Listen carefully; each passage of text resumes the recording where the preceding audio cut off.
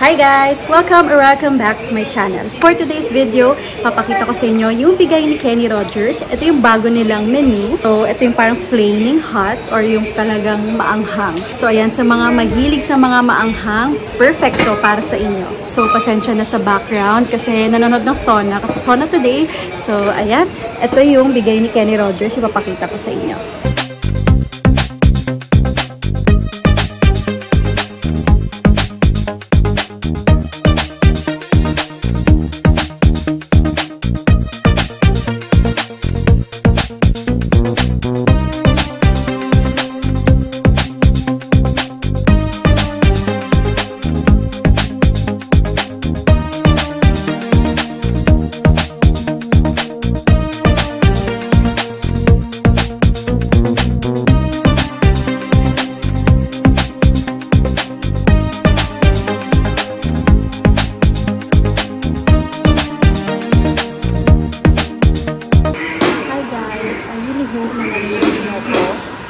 Kasi first time ko na ito gamitin sa vlog talaga na YouTube vlog na naka-wireless microphone. So, I really hope na marinig niyo ako kasi medyo na yung background since nanonood yung sana.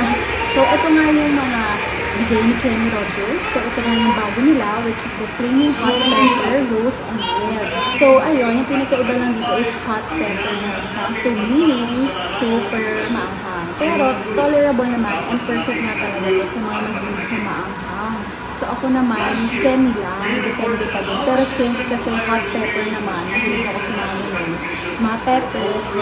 So, perfect. So, mag-try ko to and bibigay ko sa inyo yung mga aking honest review with the newest product.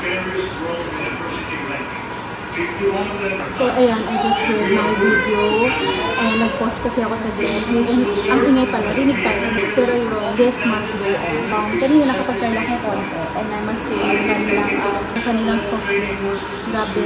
Parang alam mo yung regular sauce nila, pero nilagyan nila na ayun na, medyo maanghang. So, yun siya. So, ito, try natin. So, ito siya guys. Sana marinig dito. So, try natin yung favorite ko talaga sa Kenny Rogers is yung ribs talaga nila. So, ito. Yan. Tapos, dip lang natin konti. Yes, ano talaga siya? May pepper.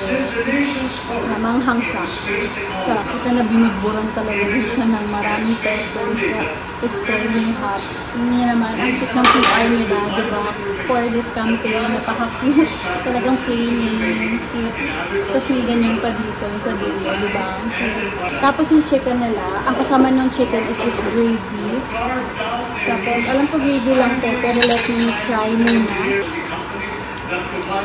Yeah, gravy lang. Wala siyang anything na nilagay. Pero, yung mismong chicken, itatry ko yun. Papakita ko din sa inyo. Or, bigay ko sa inyo aking review. Let us try. So, ayan, nakita ko din. May mga peppers na nalagay. Nagudyan talaga.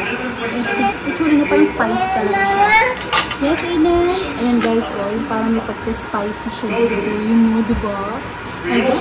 So, ipatry natin siya. Pero hindi ko lalagyan ng gravy sauce kasi gravy lang naman siya. So, mas better without na lang.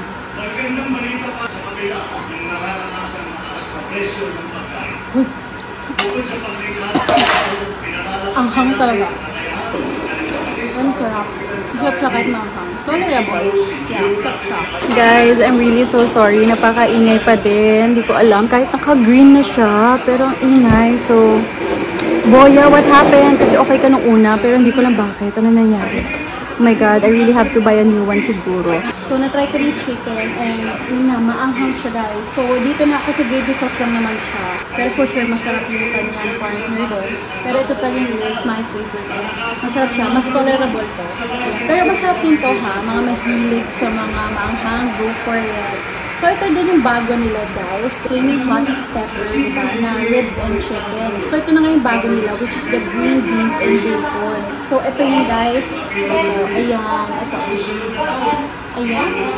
So, ito siya, ito try natin. Well, buti naman kumakain ako ng green beans kasi before hindi talaga. Simula nung yun nga, buntis ako, ngayon pagkakanganak, gusto ko yung mga green beans na actually na may sabaw kasi parang hindi ko masyado malasaw. Pero ito, let's try it kasi syempre, we should try something new din, diba? So, baka narinig nyo yung song ni ating festival kasi BBM. Yan, yes, kasi we're watching din. Pero ito, dumating si Kenny Rogers, so I have to make a content, syempre. Kasi gusto ko din i-share sa inyo yung thoughts ko about this.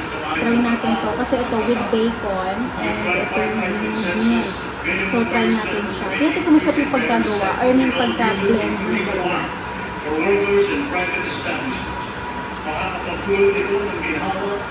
Uy, in pair. Masarap siya. Masarap siya kapag bacon and green beans. Try natin kapag beans lang. Kasi natin kung may ano yung sauce niya. Kasi medyo ano siya, saucy siya dito banda. Yeah, parang normal green beans lang walang bacon. Pero masarap yung pag nag-blend yung green beans tsaka yung bacon. Masarap siya. So ito, ang aking rate talaga dito sa lahat na to actually is 9/10. Pero pag minakulangan lang ako dito, parang konti yung bacon. Kasi dito sa part na to, parang isa lang. In-expect ko siguro kahit man ng 3 to 4 or 4 to 5 na bacon. Since kasi bits lang naman siya. And kasi parang it's like more on green beans lang na walang bacon. Parang isa lang talaga nalagay. Pero all in all, sa sarap niya, masarap talaga siya. Ano nito, maanghang din talaga siya. It's flaming hot talaga. Kung ako sa inyo guys, itry nyo na ito, newest product nila, which is the flaming hot pepper na ribs and roast. So before I end this video, of course, I would love to thank Kenny Rogers family for sending your package. As in, ang sarap nitong newest product mo. I really enjoyed it. And for sure yung family ko kasi sakto mag-dinner na. So, perfecto later. Lalo na, ay sarap ang init, maanghang, diba? Lalo na, taglamig ng panahon. Initin muna natin sarili natin with Kenny Rogers flaming hot pepper. Tapos, ang cute pa ng PR nito, talagang maganda each campaign or each na package na binibigay ko sa amin. Napakaganda talaga niya. Tignan nyo na yung talagang flaming hot. So, thank you so much again for trusting me, Kenny Rogers family.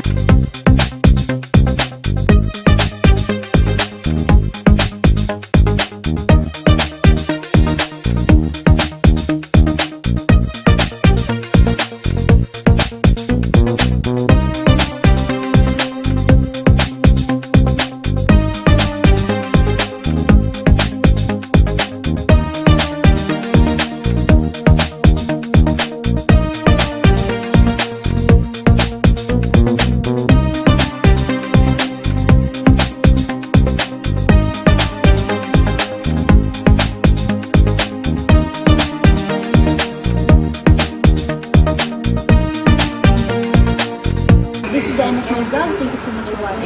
I hope na nagustuhan itong content ko. If ever meron kayong plano ngayon or suggestions, kindly comment below. Don't forget to like, comment, share, and subscribe to my YouTube channel. Nami!